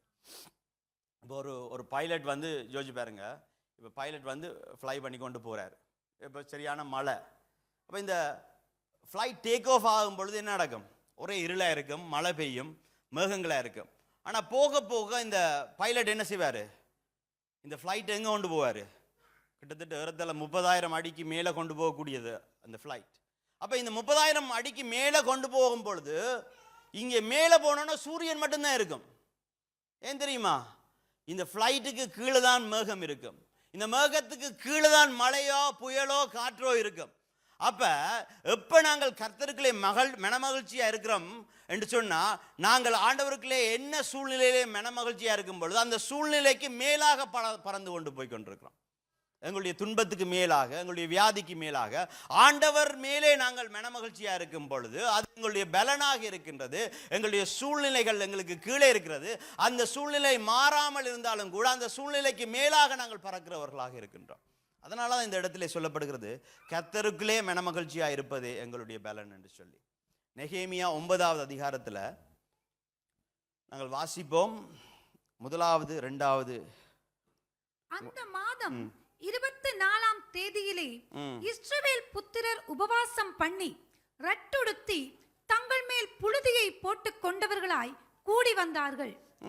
அந்த மாதம் எத்தனையாம் தேதி? 24ஆம் தேதி. முதல் என்ன தேதி சொன்னது? 22. இப்போ 2 நாள் கழிச்சா. இப்போ அவர்கள் என்ன நடந்தது? அவர்கள் வந்து அழுதது, இந்த வேதத்தை வாசித்தது, நியாயப்பிரமாண புஸ்தகத்தை வாசித்ததெல்லாம் 2 நாளைக்கு முதல் நடந்தது. இப்போ 2 நாளைக்கு பிறகு அவர்கள் அழுதுட்டார்கள். அவர்கள் அழுது சந்தோஷமா இருக்கிறார்கள், புசித்து குடித்து விட்டார்கள். இந்த 2 நாளைக்கு பிறகு என்ன செய்கிறார்கள்? அவர்கள் திரும்பவும் என்ன செய்றாங்க? உபவாசம் இருக்கிறார்கள். ஆண்டவர் தானே அலங்கத்தை கட்டி முடிச்சிட்டாரு, அதுக்கு தானே கொண்டாடிட்டோம், அதுக்கு தானே தேவ வசனத்தை வாசிட்டோம். அதோட முடித்துக் கொள்ளவில்லை. அவர்கள் திரும்ப 2 நாள் கழித்து என்ன செய்கிறார்களாம்? உபவாசம் பண்ணி ரட்டுடுத்தி. ஏன் ரட்டுடுத்துறார்கள்? இதுல என்ன துக்கமான சம்பவம்? வாசிப்போம். இஸ்ரவேல் சந்ததியார் மறுஜாதியாரை எல்லாம் விட்டு பிரிந்து வந்து நின்று தங்கள் பாவங்களையும் தங்கள் பிதாக்களின் அக்கிரமங்களையும் அறிக்கையிட்டார்கள். அப்ப 2 நாள் கழிச்சு இந்த சந்தோஷமான விஷயம் நடந்த பின்பாகவும் அவர்களுடைய இருதயத்தில் என்ன ஒரு பாரம் இருந்தது. என்ன பாரம்? எங்களுடைய பிதாக்கள் விட்ட பிழை, நாங்கள் விட்ட தவறுகள், இவற்றை எல்லாவற்றையும் நாங்கள் பாவ மன்னிப்பு பெற வேண்டும். அந்த பாவ மன்னிப்புக்கு நாங்கள் உபவாசம் இருந்து எங்களை தாழ்த்தி கொள்ள வேண்டும் என்று சொல்லி வந்து நிற்கிறாங்க. அப்ப ஏனென்றால் வேத வசனத்தை நாங்கள் பசிதாகத்தோடு வாஞ்சியோடு நாங்கள் பெற்றுக்கொள்ளும் பொழுது எங்களுக்குள்ளே ஒரு தாழ்மை வருகிறது. இந்த தாழ்மை என்ன செய்கிறது? நாங்கள் தேவனுக்கு நேராக மனம் திரும்பும்படிக்காக எங்களை தள்ளுகின்றது. அப்ப 2வது காரியம் அவர்கள் செய்கிற காரியம் மனம் திரும்புதல். நெகேமியா, நாங்கள் திருப்பிக் கொள்வோம். நெகேமியா 9வது அதிகாரம். மீண்டும் நாங்கள் அதை வாசிச்சோம் என்று சொன்னா அதுல 2வது வசனத்தில இருந்து நாங்கள் வாசிப்போம். இஸ்ரவேல் சந்ததியார் மறுஜாதியாரை எல்லாம் விட்டு பிரிந்து வந்து நின்று தங்கள் பாவங்களையும் தங்கள் பிதாக்களின் அக்கிரமங்களையும் அறிக்கையிட்டார்கள். இவர்கள் செய்கிற காரியம், அவர்கள் ஒரு குழுவாக ஒரு கூட்டமாக உபவாசம் செய்து தேவனிடத்திலே வருகின்றார்கள். அவர்கள் தனிப்பட்ட ஜெபம் அல்ல, இது தனிப்பட்ட உபவாசம் அல்ல, இது ஒரு கூட்டு உபவாசமாக ஒரு கூட்டு பாவ அறிக்கையாக அந்த இடத்திலே வந்து நிற்கின்றார்கள். அவர்கள் வந்து நிற்பது மட்டுமில்ல, என்ன சொல்லுகிறார்கள்? அவர்கள் எழுந்திருந்து தங்கள் நிலையில் நின்றார்கள். அப்பொழுது ஒரு ஜாமம் மட்டும் அவர்களுடைய தேவனாகிய கர்த்தரின் நியாயப்பிரமாண புஸ்தகம் வாசிக்கப்பட்டது. ஒரு ஜாமம் என்று சொல்லும் பொழுது ஒரு கால்வாசி நாள். அப்போ ஒரு கால்வாசி நாள் மட்டும் 24 மணித்தியாலமா ஒரு நாள்ல. அப்போ ஒரு கால்வாசின்னு சொல்லும் பொழுது 6 மணித்தியாலம் புத்தகம், நியாயப்பிரமாண புஸ்தகம் வாசிக்கப்படுகிறது. அடுத்த 6 மணித்தியாலம் என்ன நடக்குதாம்? பின்பு ஒரு ஜாமம் மட்டும் அவர்கள் பாவ அறிக்கை பண்ணி தங்கள் தேவனாகிய கர்த்தரை பணிந்து கொண்டார்கள். அடுத்த 6 மணித்தியாலம் பாவ அறிக்கை பண்ணுகிறார்கள். அங்கே ரட்சிப்பு வந்து விட்டது, தேவன் ஒரு நன்மையை செய்து விட்டார். ஆனாலும் இந்த இடத்துல அவர்கள் வந்து பாவ அறிக்கை செய்வதற்கு காரணம் தங்களுடைய பாவங்கள் மட்டுமல்ல, பிதாக்களின் அக்கிரமங்களையும் அறிக்கையிட்டார்கள். இது தனிப்பட்ட பாவத்தை அறிக்கையிட அவர்கள் வரவில்லை. முதலாவதாக அவர்கள் அழுதது, அவர்கள் குளறினது, அவர்கள் மனம் திரும்பினது அவர்களுடைய தனிப்பட்ட வாழ்க்கையிலே வேத புஸ்தகத்தை அங்கே வாசிக்கும் பொழுது அவர்களுக்குள்ளே இருந்த பாவத்தில் இருந்து அவர்கள் மனம் திரும்பினார்கள். இப்ப 2 நாள் கழித்து அவர்கள் நினைக்கிறார்கள், நாங்கள் மனம் திரும்பினது மட்டுமல்ல, என்னுடைய தேசத்துக்குள்ளே ஒரு எழுப்புதல் வர வேண்டும், என்னுடைய தேசத்துக்குள்ளே தேவனுடைய கரம் செயல்பட வேண்டும். அதனால தேசத்துக்காக நாங்கள் ஒரு திறப்பின் வாசல்ல நின்று ஜெபிக்க வேண்டும் என்று சொல்லி ஒரு குழுவாக சபையாக அந்த இடத்திலே கூடி வந்து அந்த தேசத்துக்காக பிதாக்கள் விட்ட பிரச்சனைக்காக அங்கே சொல்லுகிறார்கள். எங்களுடைய பிரேயர்ஸ்ல நாங்கள் பாவ அறிக்கை செய்கிறோம் இல்லையா? நீங்கள் ஏதோ பாவம் செய்யாதவர்கள் மாதிரியும் நீங்கள் பாவ அறிக்கை செய்யாதவர்கள் மாதிரியுமே இருக்கிறீங்க இல்லையா? நாங்கள் பாவங்கள் செய்கிறவர்கள், தப்பிதங்கள் செய்கிறவர்கள். அப்ப எங்களுடைய ஜெபம், தனிப்பட்ட ஜெபத்தில் அந்த பாவ அறிக்கைகள் கட்டாயம் இருக்கணும். ஏன்? நாங்கள் பாவிகளாக வாழுவதல்ல, எங்களுக்கு ஆண்டவர் வைத்த வழி ஒரு பரிசுத்த வாழ்வை வாழ்ந்து அவருடைய பரிசுத்த சந்ததியாய் வாழ்வதற்கு. ஆனால் நாங்கள் எப்பொழுதும் எங்களுடைய பாவங்களை அறிக்கையிடுகிறவர்கள், நாங்கள் தேசத்துக்காக ஜனங்களுக்காக வந்து திறப்பின் வாசல்ல நின்று ஜெபிக்க வேண்டியவர்களா இருக்கிறோம். அது எப்படிப்பட்ட ஜெபம்? என்னுடைய பிதாக்கள் செய்த தவறுகளுக்காகவும் அவர்கள் மன்னிப்பு கேட்டார்கள். ஏன்? நாங்கள் எங்களை தாழ்த்தி தேவனுடைய முகத்தை தேடி அவரிடத்திலே பாவ மன்னிப்பு கேட்கும் பொழுதுதான் இந்த தேசத்துக்கு ஒரு சேமம் வருகின்றது. அதை அவர்கள் அறிந்தவர்களாக அந்த இடத்திலே செய்தார்கள். இப்ப மூச்சு எடுத்து விடுறோமா? இப்ப இந்த பாவ அறிக்கை என்பது இந்த மூச்சை விடுவது. மூச்சை என்னது? எங்களுடைய ஆண்டவருடைய சமூகத்துக்கு போய் என்ன செய்யணும்? நாங்கள் எங்களுடைய பாவங்கள் எல்லாத்தையும் விடணும் ஆண்டவரிடத்துல. விட்டு நாங்கள் திரும்ப என்னத்தை எழுப்போம்? அவருடைய நீதியை, அவருடைய இரக்கத்தை, அவருடைய கிருபையை நாங்கள் அந்த உள்வாங்குகின்றோம். இப்போ எல்லாம் நாங்கள் ஆண்டவருடைய சமூகத்துக்கு போகிறோமோ, எங்களுடைய பாவங்கள் மட்டுமல்ல, எங்களுடைய தேசத்தின் பாவங்கள், எங்களுடைய பிதாக்களின் பாவங்கள், எங்களுடைய சபையில் நாங்கள் நடக்கின்ற பாவங்கள் எல்லாவற்றையும் ஒப்பு கொடுத்து, ஆண்டவரே என்னை மன்னியும் என்று சொல்லி அந்த பாவங்களை அறிக்கையிட்டு நாங்கள் என்ன செய்யணும்? அந்த நீதியை, அந்த இரக்கத்தை, அந்த கிருபையை நாங்கள் சுவாசிக்க வேண்டியவர்களாக நாங்கள் இருக்கின்றோம். நெகேமியா 9வது அதிகாரம் 33வது வசனத்தை நாங்கள் வாசிப்போம். எங்களுக்கு நேரிட பண்ணின எல்லாவற்றிலும் நீர் நீதி உள்ளவர், நீர் உண்மையாய் நடப்பித்தீர், நாங்களோ ஆகாமியம் பண்ணினோம். இதை சொல்லிட்டு அவர்கள் சொல்லுகிறார்கள், எங்களுக்கு நேரிடப்பட்ட பண்ணின எல்லாவற்றிலும் யாரு? நீர் நீதி உள்ளவர். இந்த நாளில் உங்களோட வாழ்க்கையில நடந்த காரியம் எல்லாவற்றிலையும் ஆண்டவர் நீதி உள்ளவராக இருக்கிறாரா? ஆமேனா? இருக்கிறாரா? அப்ப நாங்கள் புலம்புறது இல்லையா? ஆண்டவர் ஏன் இந்த பிரச்சனை என்னுடைய வாழ்க்கையில் வந்தது, ஏன் இந்த வியாதி வந்தது, ஏன் இதை அனுமதித்தீர்?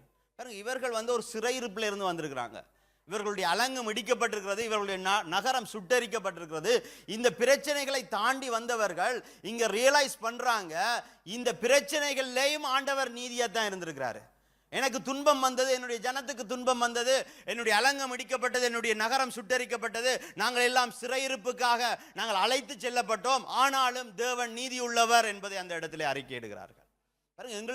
எங்களுடைய வாழ்க்கையில என்ன அனுமதிக்கப்பட்டாலும், என்ன துன்பங்கள் வந்தாலும், என்ன வலிகள், வேதனைகள், போராட்டங்கள், இடுக்கண்கள் வந்தாலும் தேவன் நீதி உள்ளவராகத்தான் இருக்கின்றார். அவர் நீதி உள்ளவர் மட்டுமல்ல, அவருடைய கிருபையும் இரக்கமும் எப்பொழுதும் எங்களோடு கூட இருக்கின்றது. அதனாலதான் அந்த இடத்துல அவர்கள் சொல்லுகிறார்கள். புலம்பல் 3:22 சொல்லுகிறது, நாம் நிர்மூலமாகாமல் இருப்பது கர்த்தருடைய கிருபையே, அவருடைய இரக்கங்களுக்கு முடிவில்லை, அவைகள் காலைதோறும் புதிதாய் இருக்கின்றன, உமது உண்மை பெரிதாய் இருக்கிறது என்று சொல்லி. அப்ப இவர்கள் அங்கே உபவாசித்து இருட்டுடுத்தி அவர்கள் ஒரு என்ன சொல்றது, ஒரு குழுவாக கூடி பாவத்தை அறிக்கையிடுகிறார்கள் திறப்பின் வாசல்ல. அதிலே அவர்கள் சொன்ன காரியங்கள், ஆண்டவரே இந்த காரியமெல்லாம் நடந்தது, இந்த தீமையெல்லாம் நடந்தது, இந்த துன்பம் எல்லாம் நடந்தது, இந்த சிறையிருப்பெல்லாம் நடந்தது, ஆனால் எல்லாவற்றிலையும் நீர் நீதியுள்ளவராய் இருக்கிறீர். அது மட்டுமல்ல, நீர் உண்மையாய் நடப்பித்தீர். என்றால் உம்முடைய கிருபையும் இரக்கமும் வந்தது எங்களுக்கு, உண்மையாய் நடப்பித்தீர், நாங்களோ ஆகாமியம் பண்ணினோம். இல்லையா? யோசிச்சு பாருங்க, எங்களுடைய வாழ்க்கையில நாங்கள் திரும்பி பார்க்கும் பொழுது நாங்கள் ஆண்டவருடைய கிருபையை பெறுகிறோம், இரக்கத்தை பெறுகின்றோம், காலைதோறும் அவற்றை புதிதாக அதை பெற்றுக்கொண்டு இருக்கின்றோம். ஆனாலும் நாங்கள் இன்னும் ஆகாமியம் பண்ணி கொண்டிருக்கிறோம், இன்னும் பாவம் பண்ணி கொண்டிருக்கிறோம், இன்னும் ஆண்டவருக்கு விட்டு ஓடிக்கொண்டிருக்கின்றோம். இந்த நாளில் ஆண்டவர் சொல்லுகிற காரியம் நாங்கள் தேவனுக்கு நேராக எங்களுடைய முகத்தை திருப்ப வேண்டியவர்களாக இருக்கிறோம். அவருடைய கிருபையை உணர்ந்து, அவருடைய இரக்கத்தை உணர்ந்து, அவருக்கு நேராக நாங்கள் எங்களை திருப்பிக் கொள்ள வேண்டியவர்களாக இருக்கின்றோம். நெகேமியா 9வது அதிகாரத்துல 38வது வசனத்தை நாங்கள் வாசிப்போம். இவையெல்லாம் இப்படி இருக்கிறபடியால் நாங்கள் உறுதியான உடன்படிக்கை பண்ணி அதை எழுதி வைக்கிறோம். எங்கள் பிரபுக்களும் எங்கள் லேவியரும் எங்கள் ஆசாரியரும் அதற்கு முத்திரை போடுவார்கள் என்றார்கள். நெகேமியா முதலாக அவர்களுக்கு அறிவிக்கும் பொழுது அவன் அந்த அலங்கத்தை கட்டுவதற்கான ஒரு தரிசனத்தை ஆண்டவரிடத்திலிருந்து பெற்று அந்த இடத்துல அவன் அறிவிக்கும் பொழுது அந்த ஜனங்கள் என்ன சொன்னார்கள்? எழுந்து கட்டுவோம் வாருங்கள் என்று சொல்லி தங்களுடைய கைகளை திடப்படுத்தி வந்தார்கள். அவர்கள் வாயினாலே ஆண்டவருக்கு ஒரு ஒப்பு கொடுத்தலை கொடுத்தார்கள், ஒரு கமிட்மெண்ட் கொடுத்தாங்க. ஆண்டவரே உம்முடைய நல்ல காரியத்தை நாங்கள் கட்டுகிறோம் என்று. இந்த இடத்துல அவர்கள் என்ன செய்யறாங்க? இப்ப ரீகமிட் பண்றாங்க, திரும்பவும் ஒப்பு கொடுக்கிறாங்க. எப்படிப்பட்ட ஒப்பு கொடுத்தல்? நாங்கள் உறுதியான உடன்படிக்கை பண்ணி, எப்படியா முதலிருந்த வாயினாலே சொன்ன உடன்படிக்கையை விட இப்ப உறுதியாய் உடன்படிக்கை பண்ணி அதை எழுதி வைக்கின்றோம். எங்களுடைய பிரபுக்கள், எங்களுடைய லேவியர், எங்களுடைய ஆசாரியர் அதை முத்திரை போட்டு ஒரு புஸ்தகத்தில் எழுதி கொடுக்குறாங்க. ஆண்டவரே, நாங்கள் எங்களுடைய வாழ்க்கையில உமக்கு ஒப்பு கொடுத்து கர்த்தருடைய ராஜ்யத்தை கட்டுவோம் என்று சொல்லி அங்கே ஒப்பு கொடுக்கிறாங்க. இப்போ ஒரு வெட்டிங்குக்கு போறீங்கன்னு சொன்னால் வெட்டிங்கில் என்ன நடக்கும்? ஐ டூ நடக்கும் இல்லையா? அவர்கள் உடன்படிக்கை சொல்லுவாங்க. மணவாளனாகட்டும் அங்கே மணமகளாகட்டும் அவர்கள் அந்த அவளுடைய வாவ்ஸை சொல்லி கடைசியாக ஐ டூ சொல்லுவார்கள். வாயிலாக சொல்லிடுவாங்க. வாயோட சொன்னதோட முடியுது அந்த காரியம் இல்லை. என்னது? போய் அவங்கள டேபிளை இருத்தி வச்சு, ஏன் இவனுங்கள்ட்ட வாயை நம்ப முடியாது, இவனுங்கள்ட்ட எழுதி பண்ணினா தான் சரின்னு சொல்லி 2 சைன் போட்டு எழுதி என்னது அவர்களுடைய உடன்படிக்கையை உறுதி செய்கிறார்கள். அதே போல தான் இங்கே எல்லாரும் வாயால் சொன்ன நாங்கள் 3 வாரத்துக்கு முதல், ஆண்டவரே எழுந்து கட்டுறது நாங்கள் வாரம்னு சொன்னோம் நாங்கள். இப்போ ஆண்டவர் கேட்குறாரு, நான் உனக்கு ஒரு நிலத்தை தந்துட்டேன், நான் ஆண்டவருடைய ராஜ்யத்தை கட்டுவதற்கான பொறுப்பை தந்துட்டேன், இந்த துங்காபி பட்டணத்திலே தேவனுடைய வெளிச்சமாக, தேவனுடைய தங்குகின்ற இளைப்பாறுகிற வீடாக ஒரு சபையை இந்த இடத்துல நான் தந்துட்டேன், ஆனால் தேவனுடைய ராஜ்யத்தை நீ கட்டுவாயா என்ற உறுதியாய் அதை நீ மொழிபெயர்க்கிறாயான்னு சொல்லுறாரு. உறுதியாய் சொல்லி உறுதியாய் ஒப்பு கொடுக்கும்படிக்காக ஆண்டவர் கேட்கின்றார். இன்றைய நாளிலே எழுந்து கட்டுவோம் வாருங்கள் என்று சொல்லும் பொழுது ஆண்டவர் ஒரு நன்மையான காரியத்தை செய்துட்டார். இதனால நாங்கள் வெறும் வாயினாலே சொன்னதை இன்றைய நாளிலே எங்களுடைய இருதயத்திலே ஆழத்திலே இருந்து அதை பெற்றுக்கொண்டு நாங்கள் திரும்பவும் ஒப்பு கொடுக்க வேண்டியவர்களாக இருக்கிறோம். இந்த தேசத்திலே ஒரு வெளிச்ச வீடாக எங்களுடைய சபை இருக்கும். எங்களுடைய பிள்ளைகள் தேவனுடைய வார்த்தையிலே வளருவார்கள். எங்களுடைய சபையில் இருந்து எப்பொழுதும் சுவிசேஷம் அறிவிக்கப்பட்டு கொண்டிருக்கும். எப்பொழுதும் அந்நிய ஜனங்களும் தேவனை அறியாதவர்களுக்கு நாங்கள் ஒளியாகவும் வெளிச்சமாகவும் உப்பாகவும் இருப்போம் என்று சொல்லி நாங்கள் ஒப்பு கொடுக்க வேண்டியவர்களாக இருக்கிறோம். எங்களுடைய துன்பங்கள், எங்களுடைய வழிகளை தாண்டி தேவன் எங்கள் மேலே வைத்திருக்கிற அழைப்புக்கும், தேவன் எங்கள் மேலே வைத்திருக்கிற நோக்கத்துக்கும் நாங்கள் ஒப்பு கொடுக்கிறோம் என்று சொல்லி உறுதிமொழி செய்கிற நேரமாக இருக்கின்றது. ஸோ நாங்கள் கண்களை மூடி நாங்கள் யாவரும் எழுந்திருந்து இந்த நேரத்திலேயும் கூட ஆண்டவருக்காக நாங்கள் ஒப்பு கொடுக்க போகின்றோம். தேவ ராஜ்யத்துக்காய் நாங்கள் ஒப்பு கொடுக்க போகின்றோம். எழுந்து கட்டுவோம் வாருங்கள் என்று சொன்னோம். ஆண்டவரே, எங்களுடைய கைகளை திடன்படுத்தி இந்த அலங்கத்தை கட்டுவதற்கு என்னை பயன்படுத்தும் என்று சொன்னோம். அவர் உண்மையாக இருந்தார். அவர் தன்னுடைய வார்த்தைக்கு உண்மையாக இருந்தார். அவர் இந்த சபைக்காக ஒரு நிலத்தை கொடுத்தார். அது தேவனால் கைகூடி வந்தது. தேவன் ஒரு நன்மையை என்னுடைய வாழ்க்கையில செய்திருக்கிறாரு. இப்ப நான் உறுதிமொழி செய்ய வேண்டியதாக இருக்கின்றது. எங்களுடைய இருதயத்தின் ஆழத்தில் இருந்து இதனால நாங்கள் ஆவிக்குரிய ஒரு சிக்னேச்சர் போட போறோம், ஒரு கையொப்பம் போட போகின்றோம். கண்கள் மூடப்பட்ட நிலையில நாங்கள் ஆவியிலே நாங்கள் சிந்தித்து பார்ப்போம். நம்முடைய ஆவியின் தரிசனத்திலே நாங்கள் சிந்தித்து பார்ப்போம். ஆவியின் கண்களினாலே நாங்கள் சிந்தித்து பார்ப்போம். ஒரு வெளிச்ச வீட்டை ஆவியின் கண்களிலே நாங்கள் கொண்டு வருவோம். அது வேறொன்றுமில்லை, அது எங்களுக்கு கர்த்தர் கொடுத்த சபை. இந்த வெளிச்ச வீட்டிலிருந்து நானும் என் வீட்டாரும் கர்த்தரை சேவிப்போம். நானும் என்னுடைய சந்ததியும் கர்த்தருக்காய் ஊழியம் செய்வோம், ஒப்பு கொடுப்போம் என்ற நாளில். ஆண்டவரே, அந்த இடத்திலே எப்படி ஒரு புஸ்தகம் பரிமாறப்பட்டதோ அதே போல இன்றைய நாளிலும் ஆவியிலே ஒரு புஸ்தகம் இந்த இடத்திலே இருக்கின்றது. அந்த புஸ்தகத்திலே எழுதப்பட்ட காரியம், நானும் என் வீட்டாரும் கர்த்தரையே சேவிப்போம், நானும் என் வீட்டாரும் கர்த்தருக்கே ஊழியம் செய்வோம்.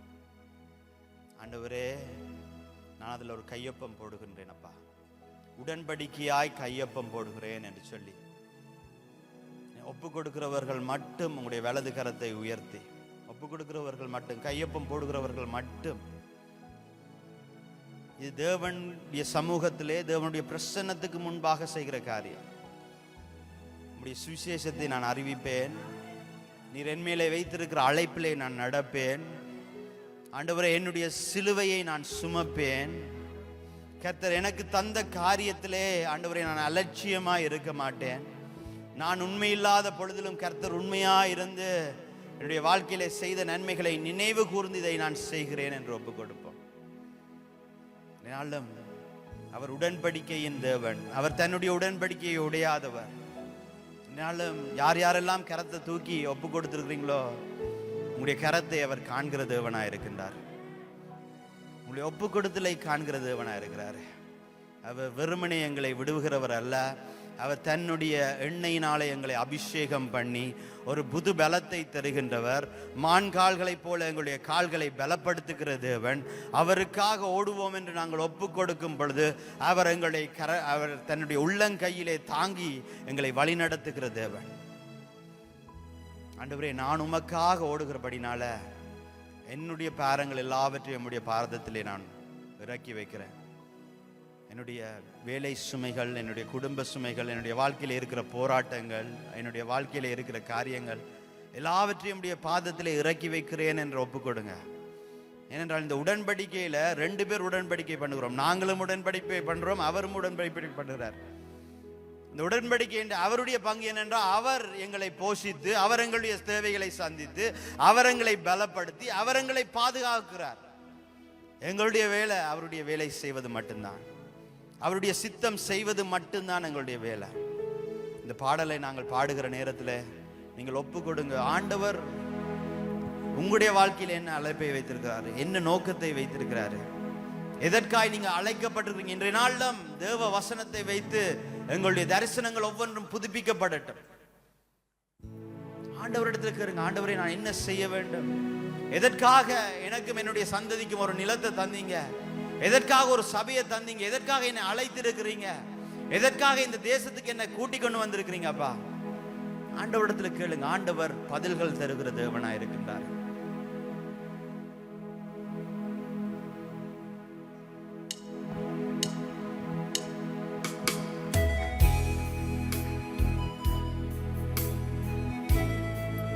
அப்படியே நாங்கள் கண்களை மூடி அவரை மாத்திரம் நோக்கி பார்த்தவர்களாக அப்பா உங்களுடைய பாத தண்டையிலே நாங்கள் வந்து நிற்கிறோம். ஆண்டவரை எங்களுக்காய் யாவையும் செய்து முடிக்க உண்மை உள்ளவர் அப்பா.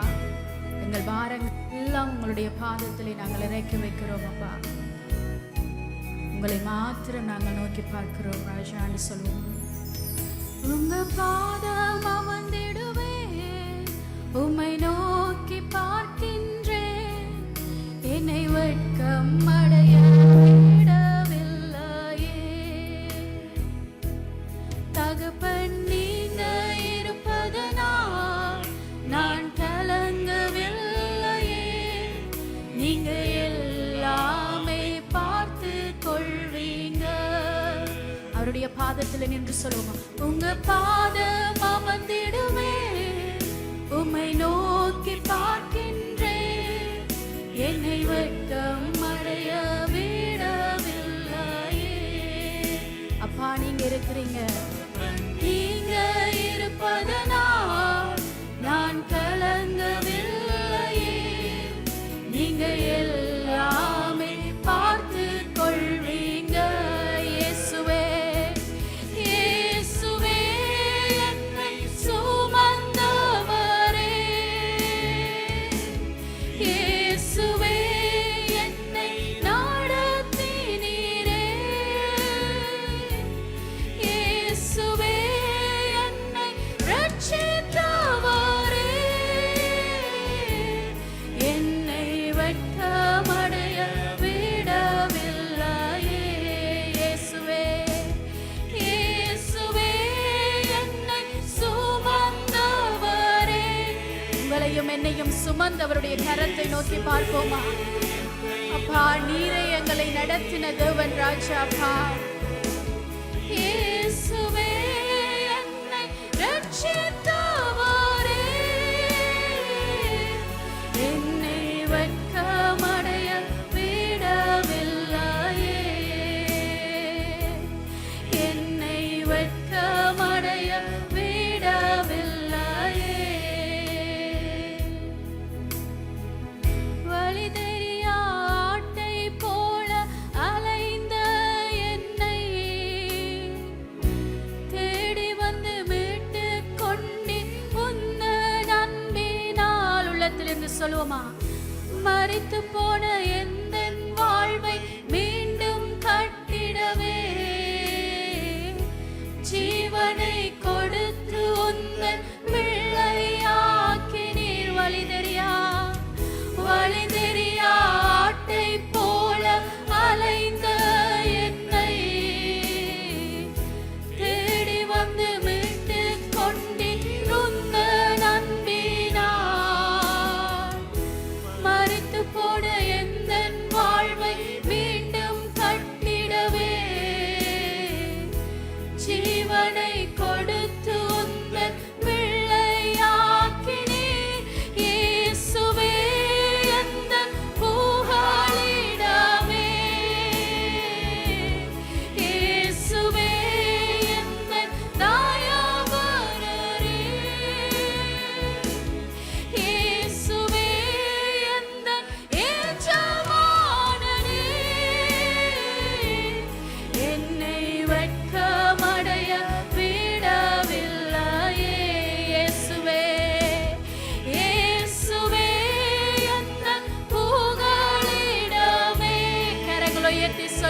அப்பா. இயேசுவே எந்தன் தயாபரரே. இயேசப்பா, நீங்க மாத்திரம் தான் ராஜாப்பா. எஜமானனே, என்னை வெட்கமடைய விடவில்லையே, என்னை வெட்கமடைய விடவில்லையே. குறையெண்ணில் இருந்த போதும் சொல்லுவோமா? குறையெண்ணில் இருந்த போதும் அன்பு கூர்ந்தவரே, நிறைவானவர் வந்ததாலே குறைவுகள் மாறினதே. கல்வாரி கல்வாரி சிலுவையில் எந்த பாவம் நீங்கினதே. பரிசுத்த சந்ததியாக உங்களையும் என்னையும் மாற்றின அவருடைய அன்பை நினைத்து பார்ப்போமா? குறையெண்ணில் இருந்த போதும் அப்பா, குறையெண்ணில் இருந்த போதும் எங்களை ஒப்பு கொடுத்து சொல்லுவோமாப்பா. உம்முடைய கல்வாரி சிலுவையை நாங்கள் நோக்கி பார்க்கிறோம் ராஜா. கல்வாரி சிலுவையில் எந்த பாவம் நீங்கினதே. பரிசுத்த சந்ததியாக என்னை மாற்றினீரே.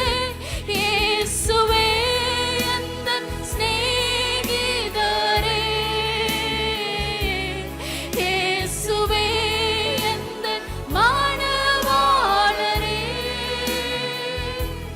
இயேசுவே எந்தன் நாயகரே, என்னை வெட்கமடைய விடவில்லையே. இயேசுவே என்னை சுமந்தவரே, இயேசுவே என்னை சுமந்தவரே.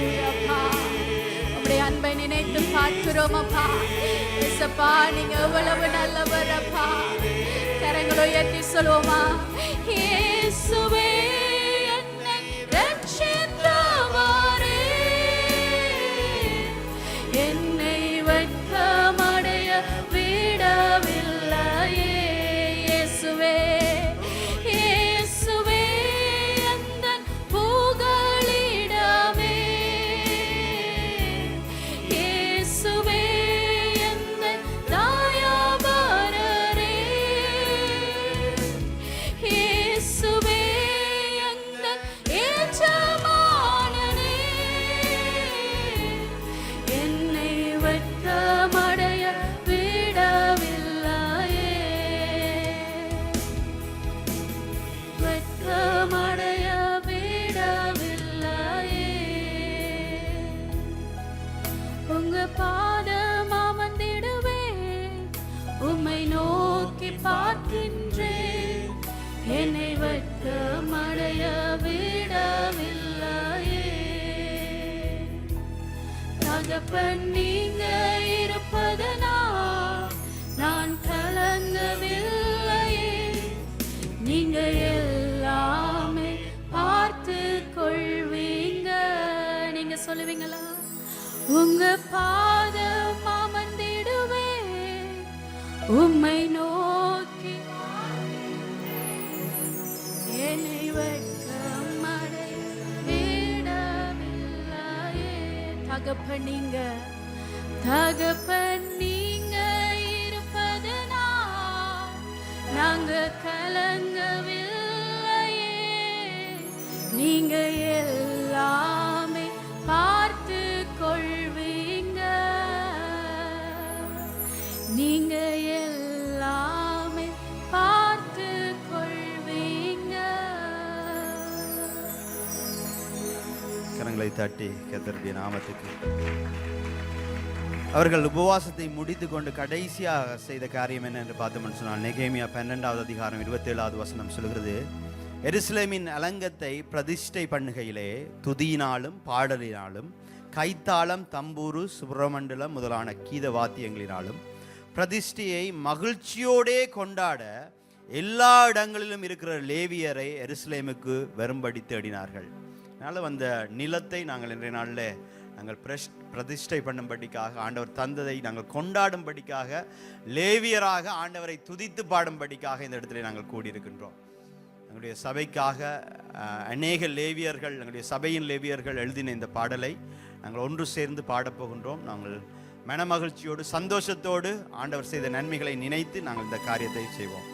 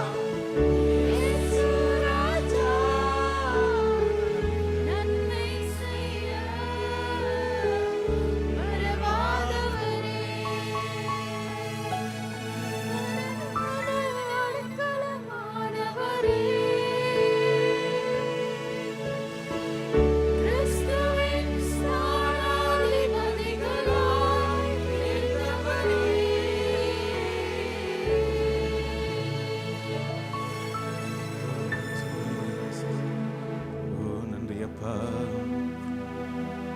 நாங்கள் தொடர்ந்து இன்னும் ஒரு பாடலை பாடி தேவனுடைய நாமத்தை உயர்த்துவோம். சகோதரன் கரணால் எழுதப்பட்ட பாடல். இந்த காணியான ஆப்ஷன் நடந்து அதை நாங்கள் வெற்றி பெற்ற பிறகு அவர் கர்த்தர் செய்த நன்மைகளுக்காக தியானத்தில் இருக்கும்போது எழுதப்பட்ட பாடல். உற்சாகமான பாடல், எழுந்து கட்டுகிற பாடல். ஸோ கரங்களை தட்டி நாங்கள் மகிழ்ச்சியாக பாடுவோமா?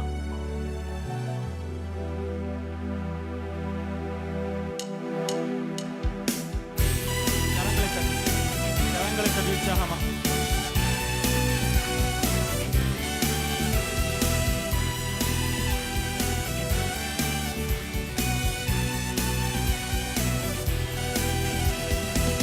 எழும்பு சபையே நீ எழும்பு, உன் வல்லமையை நீ தரித்துக்கொள்.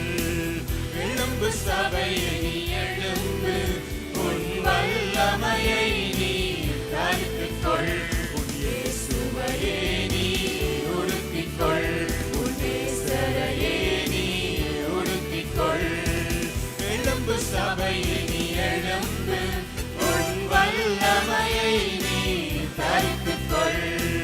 எழும்பு சபையே நீ எழும்பு, உன் வல்லமையை நீ தரித்துக்கொள்.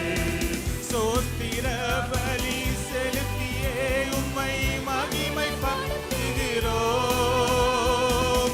சோத்திர பலி செலுத்தியே உம்மை மகிமைப்படுத்துகிறோம். பொருத்தனைகள் செலுத்தி உந்த நாமம் உயர்த்துகிறோம்.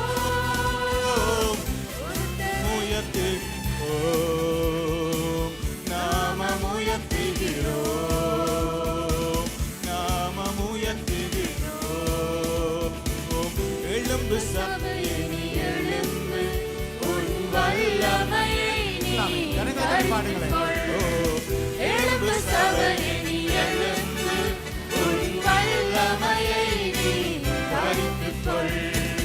எங்கள் நடுவில் நீர் வல்லமையுள்ள இயேசுவே. எங்கள் நடுவில் இருப்பவரே நீர் வல்லமையுள்ள இயேசுவே. நீரை ரட்சிக்க பாத்திரரே, நீரை ரட்சிக்க பாத்திரரே. உம்மில் மகிழ்ந்து நாங்கள் பாடுகிறோம், மகிழ்ந்து நாங்கள் பாடுகிறோம், மகிழ்ந்து நாங்கள் பாடுகிறோம். சோத்திர பலி செலுத்தியே உம்மை மகிமைப்படுத்துகிறோம். சோத்திர பலி செலுத்தியே உம்மை மகிமைப்படுத்துகிறோம். பொருத்தனைகள் செலுத்தி உந்த நாமம் உயர்த்துகிறோம், நாமம் உயர்த்துகிறோம், நாமம் உயர்த்துகிறோம், நாமம் உயர்த்துகிறோம். எழும்பு சபை நீ எழும்பு, உன் வல்லமையை நீ தரித்துக்கொள். எழும்பு சபையே நீ எழும்பு, உன் வல்லமையை நீ தரித்துக்கொள். தடைகளை நீர் நீக்கிவிட்டு முன்னே நடந்து செல்கிறீர். தடைகளை நீர் நீக்கிவிட்டு முன்னே நடந்து செல்கிறீர். இயேசு ராஜா முன் செல்வீர், இயேசு ராஜா முன் செல்வீர். பின்தொடர்ந்து வருகிறோம், பின்தொடர்ந்து வருகிறோம், பின்தொடர்ந்து வருகிறோம். சோத்திர பலி செலுத்தியே உம்மை மகிமைப்படுத்துகிறோம். சோத்திர பலி செலுத்தியே உம்மை மகிமைப்படுத்துகிறோம்.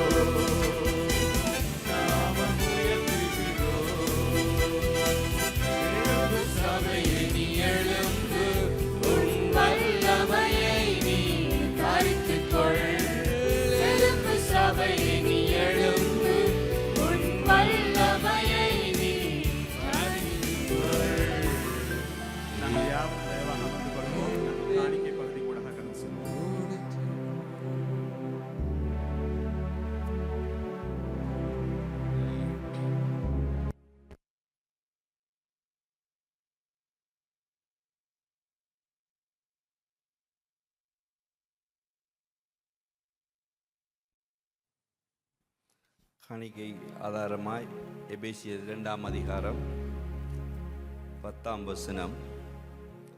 ஏனெனில் நற்கிரியைகளை செய்கிறதற்கு நாம் கிறிஸ்து இயேசுவுக்குள் சிருஷ்டிக்கப்பட்டு தேவனுடைய செய்கையாய் இருக்கிறோம். அவைகளில் நாம் நடக்கும்படி அவர் முன்னதாகவே அவைகளை ஆயத்தம் பண்ணியிருக்கிறார். நாங்கள் எல்லோரும் எழுந்து நிற்போமா?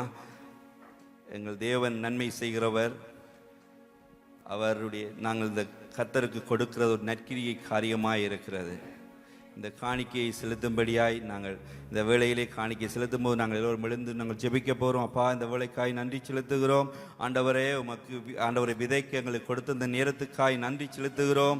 ஆண்டவரே, நாங்களும் நற்கிரியை செய்கிறது போல் ஆண்டவரே, அப்பா, நீர் எவ்வளவு நன்மை செய்தவராய் இருந்தீரோ அதை போல ஆண்டவரே நாங்களும் நற்கிரியை செய்ய இந்த நாட்களில் நன்றி செலுத்துகிற ஆராதனை வேளையிலே நாங்களும் அநேக நற்கிரிகளை செய்ய கர்த்தர் நீர் கிருபை செய்யும்படியாய் ஒப்புக் கொடுக்கிறோம். அப்பா, முழுவதுமாய் உம்முடைய கரத்தில் ஒப்புக் கொடுக்கிறோம். இயேசு மூலம் ஜெபிக்கிறோம் பிதாவே, ஆமென்.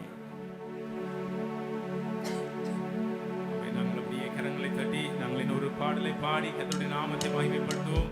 கரங்களை தட்டி உற்சாகமாய் பாடுவோமா?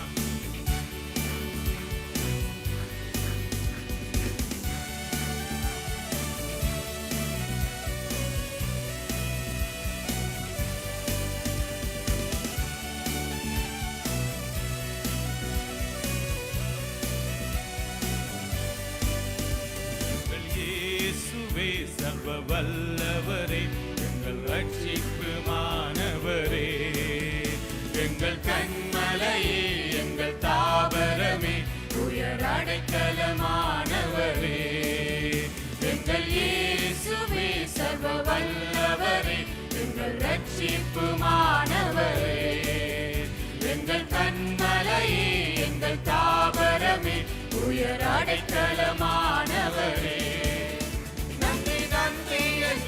உம்மை துதித்திடுவேன் மாட்சிமை நிறைந்தவரை, நன்றி நன்றி என்று உம்மை ஆராதிப்பேன் என் இயேசு ரட்சகரே. நன்றி நன்றி என்று உம்மை துதித்திடுவேன் மாட்சிமை நிறைந்தவரே, நன்றி நன்றி என்று உம்மை ஆராதிப்பேன் என் இயேசு ரட்சகரே. உயர்த்திடுவேன் உம்மையை ஆராதிப்பேன், நாள் முழுதும் உம்மை உயர்த்திடுவேன் உம்மையை ஆராதிப்பேன். தடை காணச் செய்பவரே, தடைகளை உடைப்பவரே, மதில்களை தாண்டச் செய்பவரே, தடைகளை உடைப்பவரே, யுத்தங்கள் செய்பவரே, எங்கள் விண்ணப்பத்தை கேட்பவரே, எமக்காயுத்தங்கள் செய்பவரே, எங்கள் வெற்றியின் நாயகனே, வெற்றியின் நாயகனே. நன்றி நன்றி என்று உம்மை துதித்திடுவேன் மாட்சிமை நிறைந்தவரே, நன்றி நன்றி என்று உம்மை ஆராதிப்பேன் ரட்சகரே. நன்றி நன்றி என்று உம்மை துதித்திடுவேன் மாட்சிமை நிறைந்தவரே, நன்றி நன்றி என்று உம்மை ஆராதிப்பேன் என் இயேசு ரட்சகரே. நாள் முழுதும் உம்மை உயர்த்திடுவேன் உம்மை ஆராதிப்பேன், நாள் முழுதும் உம்மை உயர்த்திடுவேன் உம்மை ஆராதிப்பேன். மரணம் கோட்டையுமே, எங்கள் தலைகளை உயர்த்தினீரே, மரணம் கோட்டையுமே, எங்கள் தலைகளை உயர்த்தினீரே, தாங்கி நீருந்தன் வலக்கரத்தாலே மறைவிடமானவரே, தாங்கி நீர்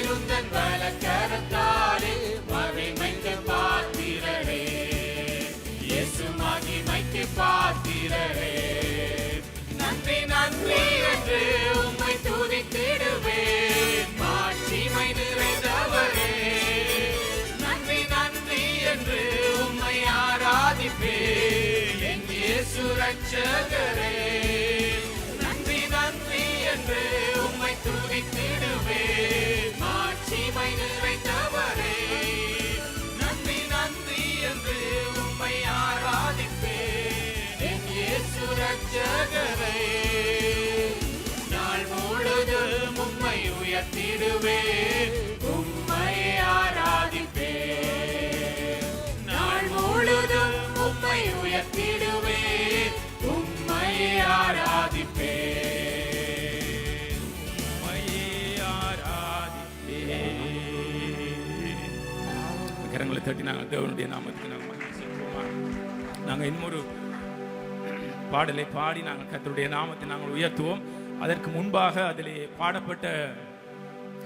பாடப்பட்ட இந்த ஒரு அரணான அடைக்கலமானவர் என்று பாடினோம்.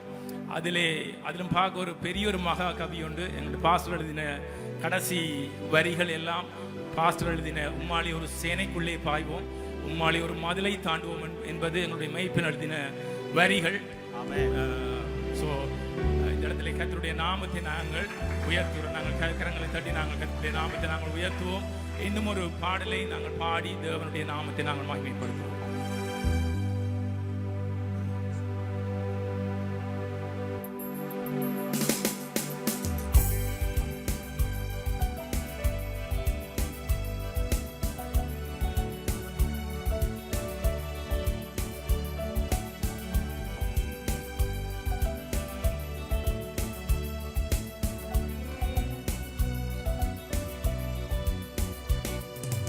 தேவனை துதித்து துதித்து பாடுவோம், அவர் செய்ததை நினைத்து நன்றி சொல்லுவோம். தேவனை துதித்து துதித்து பாடுவோம், அவர் செய்ததை நினைத்து நன்றி சொல்லுவோம்.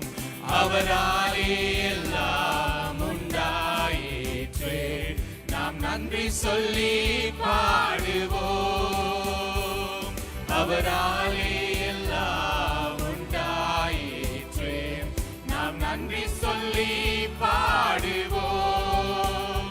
எல்லாம் இயேசு தந்ததே, எல்லாம் இயேசுவால் உண்டானதே, எல்லாம் இயேசுவால் வந்ததே, எல்லாம் இயேசுவால் நடந்ததே, எல்லாம் இயேசு தந்ததே, எல்லாம் இயேசுவால் உண்டானதே, எல்லாம் இயேசுவால் வந்ததே, எல்லாம் இயேசுவால் நடந்ததே.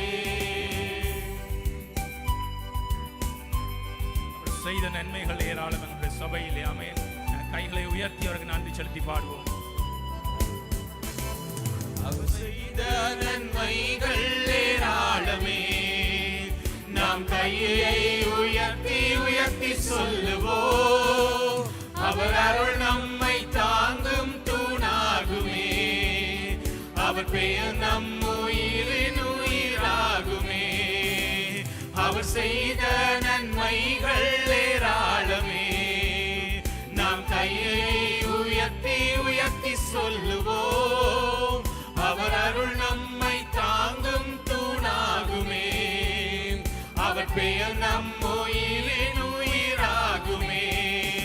எல்லாம் இயேசு தந்ததே, எல்லாம் இயேசுவால் உண்டானதே, எல்லாம் இயேசுவால் வந்ததே. இந்த சபையிலும் சரி, எங்களுடைய குடும்பங்களிலும் சரி, எல்லாமே ஆண்டவராகிய இயேசு எல்லாமே அவரால் நடந்தது. எல்லாம் இயேசுவால் உண்டானதே, எல்லாம் இயேசுவால் வந்ததே, எல்லாம் இயேசுவால் நடந்ததே.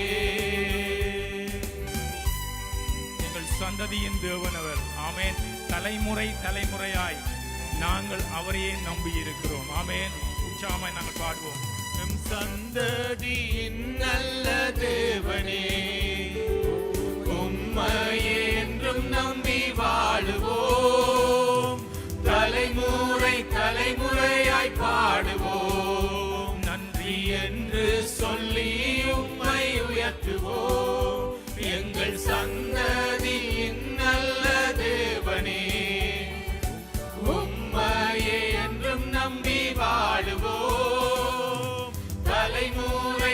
தலைமுறையாய் பாடுவோம், நன்றி என்று சொல்லி உம்மை உயர்த்துவோம்.